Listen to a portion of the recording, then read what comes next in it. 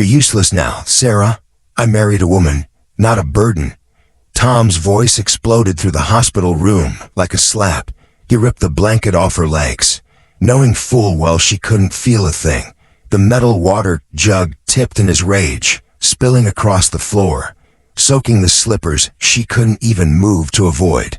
Nurses in the hallway turned away, pretending not to hear. Sarah didn't cry. She didn't flinch. She just sat there, bones hollowed by shock, heart sinking into a silence deeper than pain. Tom grabbed his coat, eyes burning with resentment. "I didn't sign up to be your nurse." He didn't look back as he slammed the door behind him. And in that chilling stillness, no one, not even Sarah herself, realized that the woman just abandoned in a hospital bed was about to become the sole heir to a $100 million fortune. Every morning, Sarah woke up before the sun. Her alarm never needed to ring. Habit had taken over long ago.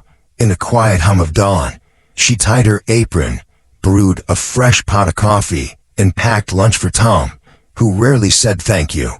Then, she'd walk 5 blocks to her modest cafe, unlock the door, and begin her day with a smile that customers had come to rely on. Her blueberry muffins were small-town famous, and her warmth pulled people in more than the scent of baked cinnamon.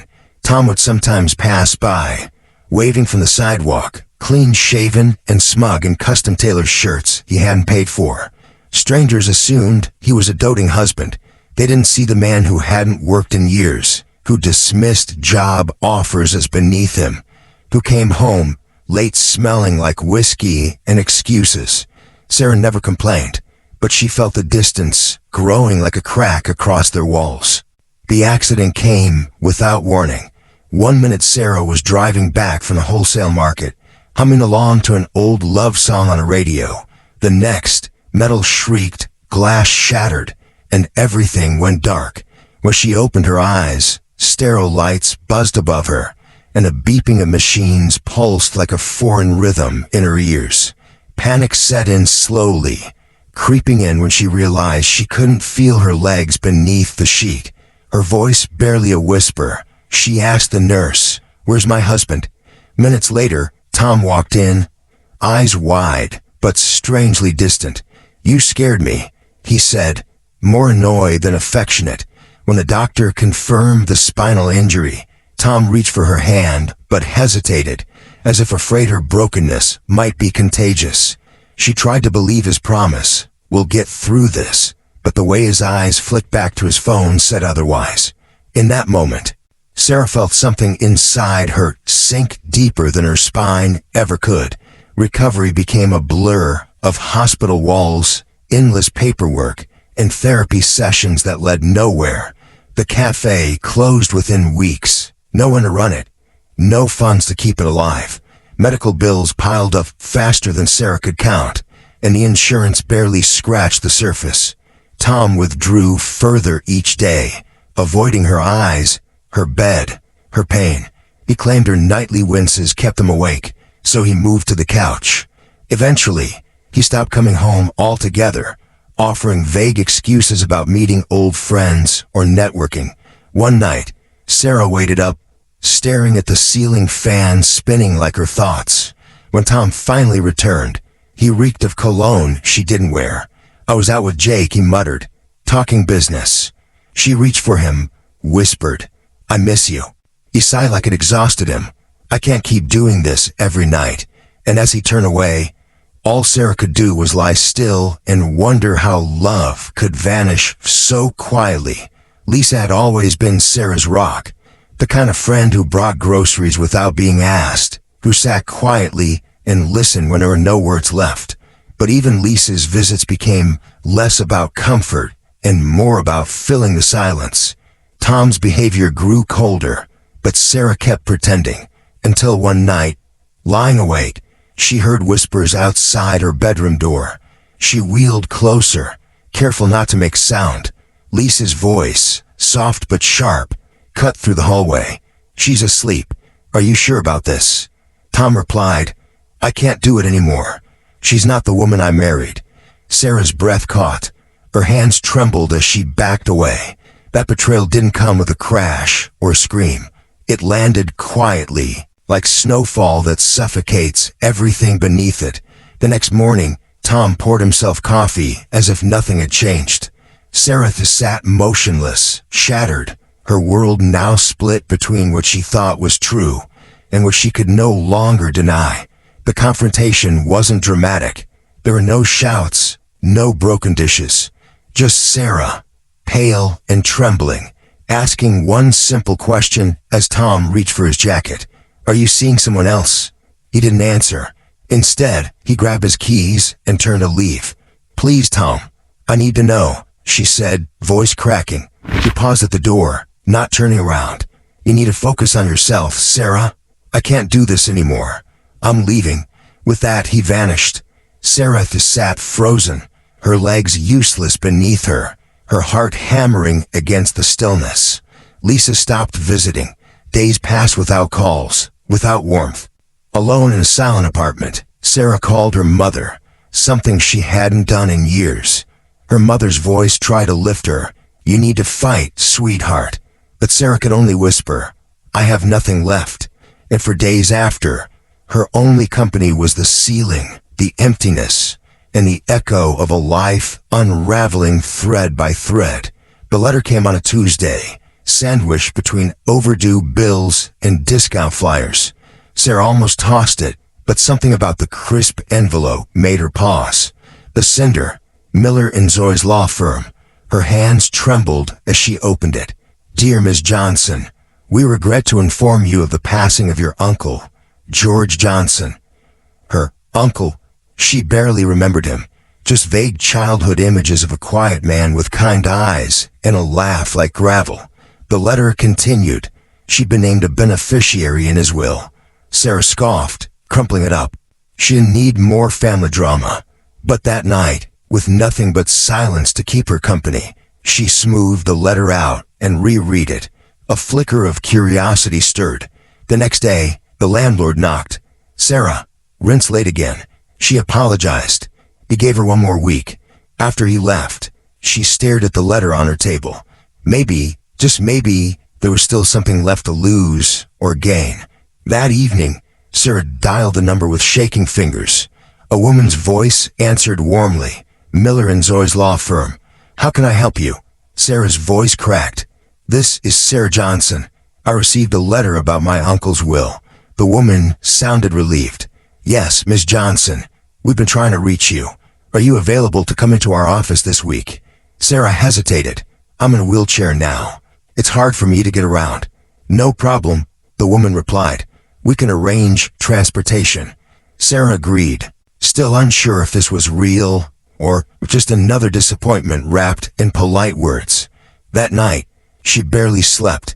Thoughts of Tom's betrayal and Lisa's silence tangled with memories of her childhood, of a man she barely knew who once gave her a compass and said, "Always find your own way." She hadn't understood it then. But now, as the nights stretched on, she clung to those words like they might lead her somewhere she hadn't yet dared to go. The black car arrived just after 10. The driver helped Sarah into the back seat with gentle hands and respectful silence. Through the tinted windows, she watched the city blur past like a world she no longer belonged to. At the law firm, a kind receptionist wheeled her into a quiet meeting room. Moments later, a silver-haired man entered, holding a thick file. "Good morning, Ms. Johnson. I'm Mr. Thompson," he said with a soft smile. "I'm sorry for your loss." Sarah nodded, unsure what to say. "Your Uncle George," he continued, "spoke of you often. He named you as a sole beneficiary." She blinked.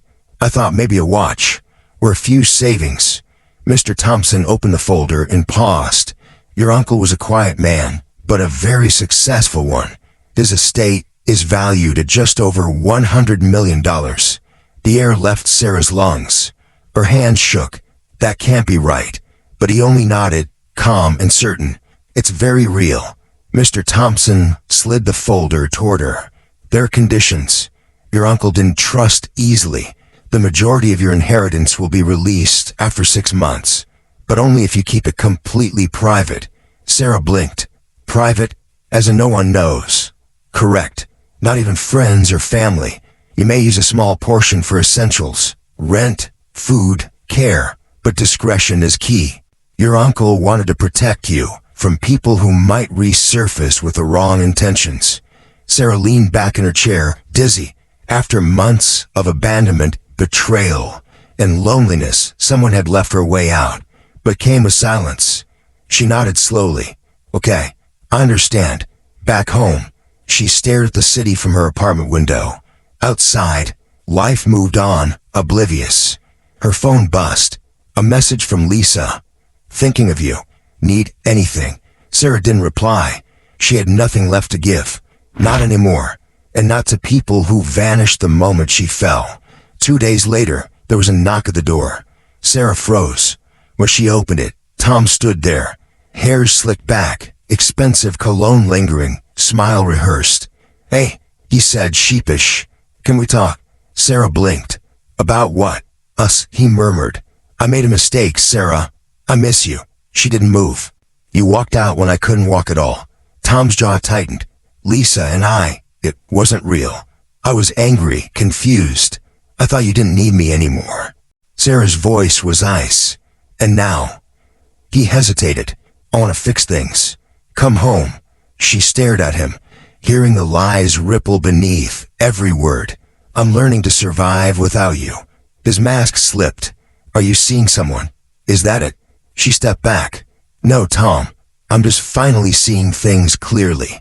As he stormed out, slamming the door, Sarah didn't cry. She locked it behind him and didn't flinch when Lisa's name flashed next on her screen. Sarah didn't touch the main inheritance. Not yet, but with a modest advance from the law firm, she paid the rent in full, stocked her fridge, and hired a part-time caregiver who helped her regain small pieces of independence.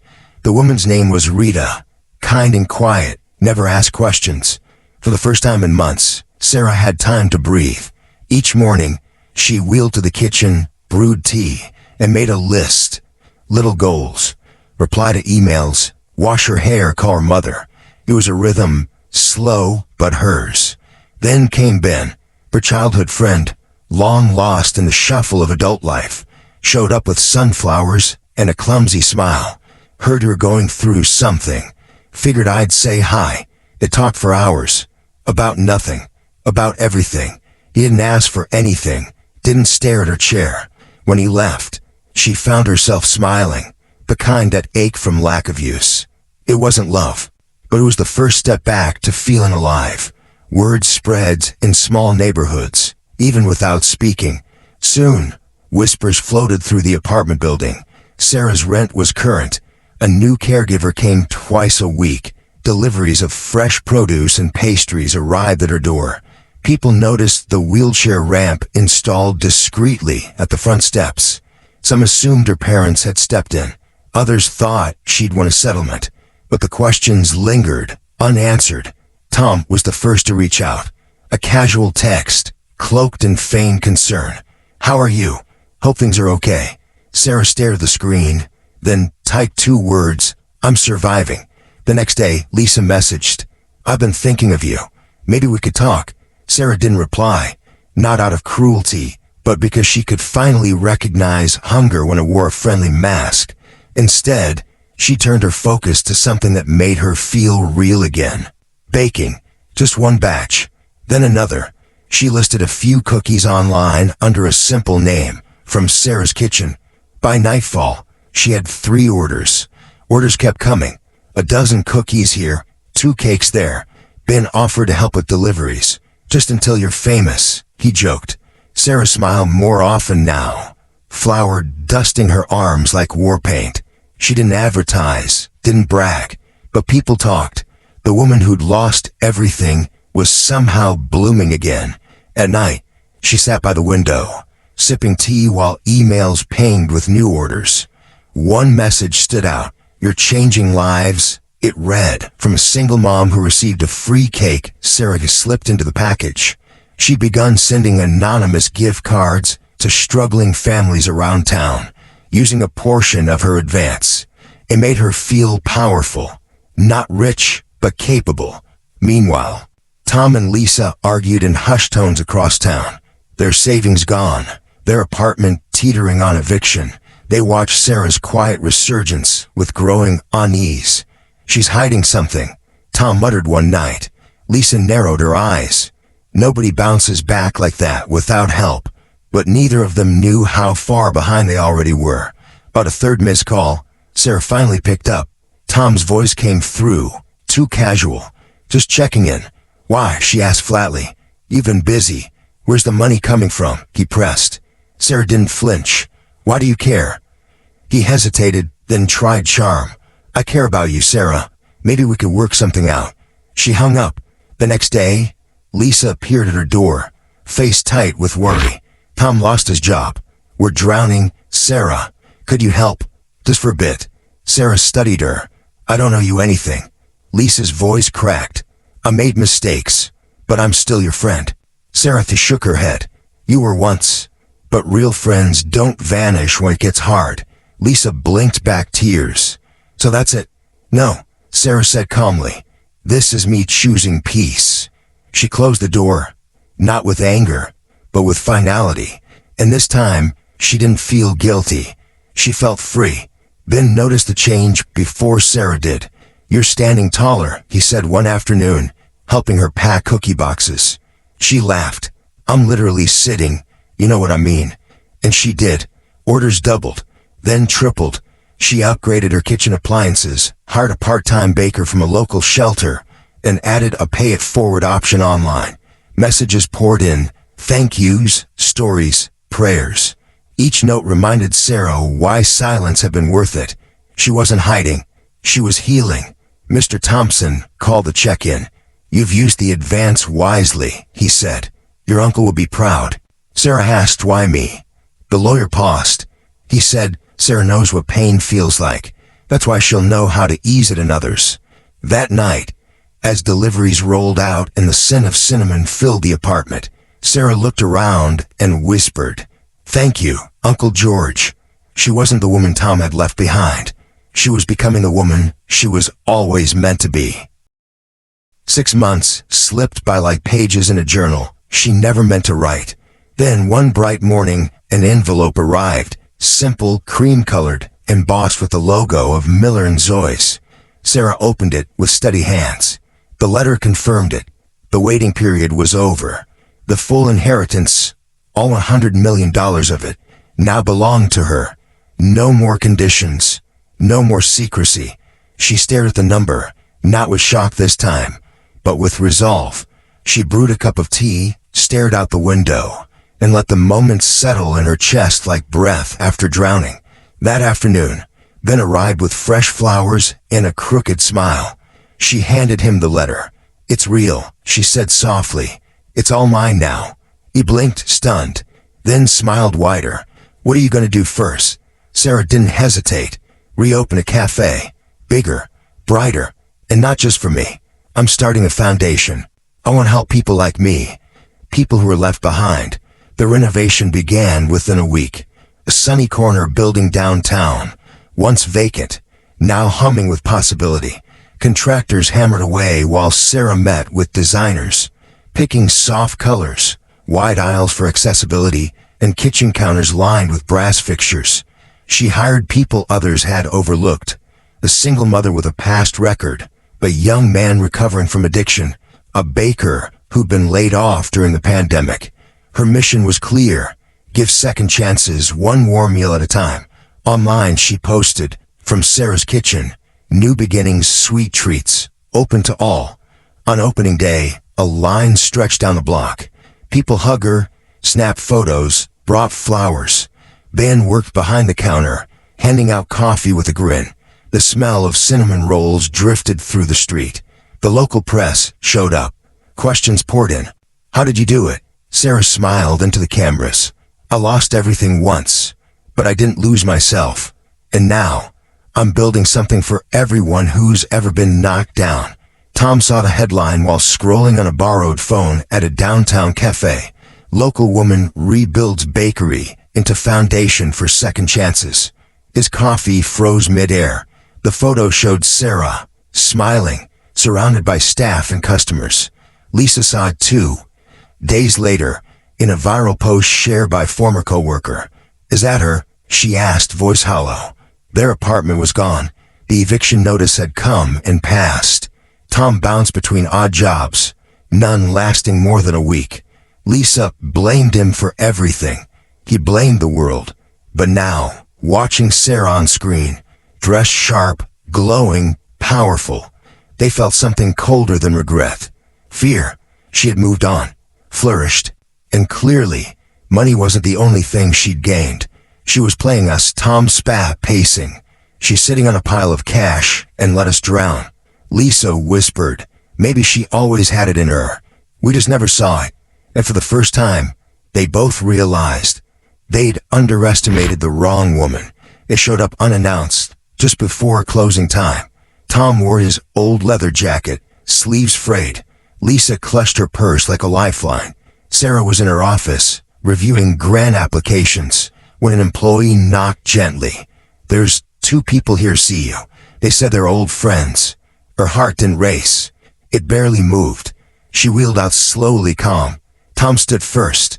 "Sarah," he said, rehearsed. "You look amazing." Lisa offered a strained smile. "We want to talk." Sarah nodded toward the back room. 10 minutes. That's all. Inside. They sat across from her, the silence sharp. "We're sorry," Lisa started. "We lost everything. We didn't mean to hurt you." Sarah listened, unmoved. Tom leaned in. "You've clearly done well. We just need a little help getting back on our feet." Sarah's voice was cool. "You left me when I couldn't stand. You lied, cheated, disappeared. Now you want grace because you're broke." Lisa's eyes welled. Tom's jaw clenched, but Sarah didn't flinch. "Not this time." Tom's smile cracked. "Come on, Sarah. After everything we've been through." "Exactly," she replied, voice like steel wrapped in silk. "After everything, you don't get to sit at this table." Lisa reached across the desk. "Please, we have nothing." Sarah looked at her hand, then into her eyes. "You have each other. That's more than I had when you walked away." Tom's mask dropped. "You think you're better than us now?" Sarah tilted her head. "No, I've always been better than what you made me believe." He scoffed. "You're nothing without that money." She smiled, slow and unshaken. "That's where you're wrong. The money didn't change me. Surviving you did." Then, without raising her voice, she pressed the button on her desk. Security appeared like shadows. "Please escort our guests out." As the door closed behind them, Sarah exhaled, not in relief, but in release. That chapter was closed. For good. And outside, the cafe lights glowed warmer than they ever had before. The days that followed were quiet, kind of powerful. Sarah returned to the rhythm of building, not just a business, but a legacy. Applications flooded in from families in need, and each one reminded her why she endured. She hired a team to manage the foundation, bringing on women who had been overlooked, immigrants starting over, veterans seeking a new chapter. The cafe buzzed like a second heartbeat in the community. One afternoon, a local news crew came for an interview. Sarah agreed, but only if they focused on the work, not the money. "Tell them," she said, "what we're doing here, not what I have." Still, questions slipped in. "What would you say to those who once abandoned you?" Sarah's eyes didn't waver. "Thank you," she said softly, "because when people show you who they really are, they set you free." The anchor blinked, caught off guard, but Sarah only smiled, calm, grounded, unshakable. Her pain had been public, but so was her power now. Within weeks, Sarah's story spread beyond Ridgeport. Blogs, podcasts, even morning news segments began sharing clips of her interview. But she didn't chase the spotlight, it found her. Letters poured in from strangers, single mothers, caregivers, women in shelters, men recovering from grief. They didn't ask for money, they asked for hope. Sarah responded to as many as she could, sometimes with a handwritten note, sometimes with a care box filled with cookies and a message. "You matter. Don't quit." The cafe turned into more than a bakery.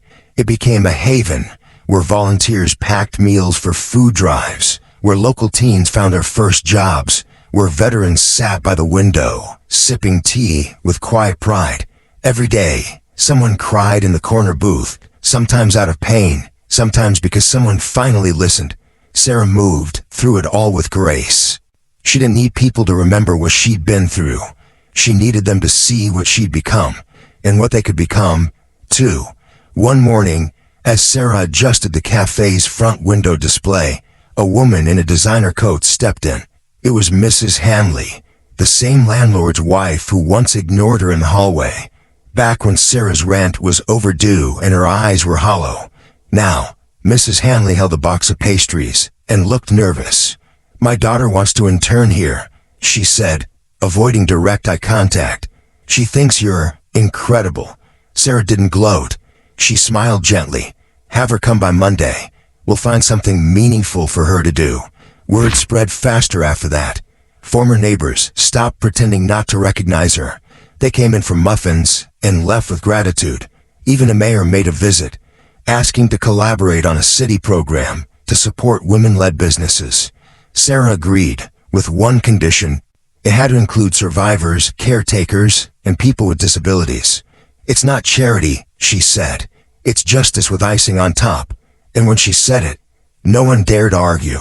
That evening, after the last customer left and the lights dimmed low, Sarah sat by the window with a cup of chamomile. Ben joined her quietly, resting a fresh-baked cookie on her saucer. "I never thought I'd see this again," he said, eyes scanning the place. "Not just a cafe. You." She looked at him, the hum of dishwashers in the background, the scent of vanilla and butter in the air. "There were nights I thought I'd never feel safe again," she admitted. "I thought broken was permanent." Ben didn't interrupt. He let her speak.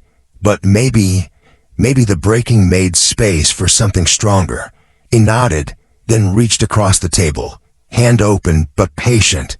"Whatever's next, you don't have to do it alone." Sarah placed her hand in his. No promises, just presence. For the first time, her future didn't look like a blank page. It looked like a story still being written, with her finally holding the pen. 6 months later, the cafe turned one. Balloons hung from the awning and laughter filled the air. Local musicians played on the sidewalk. Kids clutched warm cookies with sticky fingers. Volunteers wore matching aprons with the cafe's new slogan, "Where second chances rise." Inside, Sarah moved gracefully from table to table, exchanging hugs, answering questions, smiling until her cheeks ached. Ben handled logistics, beaming like a proud partner, quietly, steadily at her side. Near sunset, someone tapped a spoon to a glass. "Speech," the crowd chanted. Sarah hesitated, then rolled forward, microphone in hand. She looked out over the faces, familiar, new, changed. "A year ago," she began, "I thought my life was over. I lost my legs. I'd lost people I trusted. I thought I was done." She paused, letting the silence settle. But life isn't about what you lose. It's about what you choose to build once the wreckage clears. The crowd fell still. The wind paused, and Sarah kept going, strong, clear, unshaken. "I used to think strength looked like having it all together," Sarah continued, her voice soft but resonant. "But now I know. True strength is choosing not to become bitter, even when you have every reason to." She looked toward the kitchen where one of her bakers, a woman who once slept in her car, was laughing with a customer. "I met people who've lost more than I ever did, and still, they show up. They give. They love. That's power." A murmur of agreement passed through the crowd. Sarah steadied herself. This place isn't just a cafe. It's proof that healing isn't silent. It's messy and loud, and sometimes smells like burnt muffins. But it's real, and it's ours. Ben wiped his eyes discreetly. A boy in the front row clapped first. Then everyone followed. It wasn't thunderous. It was warm, lasting. The kind of applause that doesn't just acknowledge what you've done, but who you've become.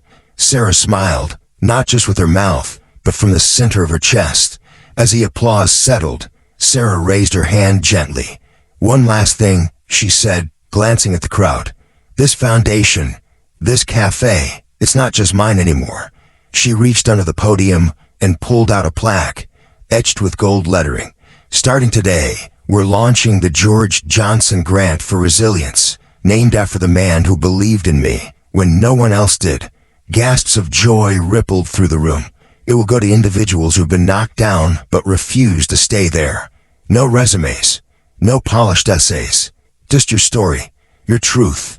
She held the plaque high, because I believe in stories that start in brokenness and end in light. The crowd rose to their feet. Some clapped, some cried. Ben stepped forward, placing a hand gently on her shoulder. And as the room filled with warmth, with music, with memory, Sarah closed her eyes, letting the moment wrap around her like a promise, not just of where she'd been, but of everything still to come.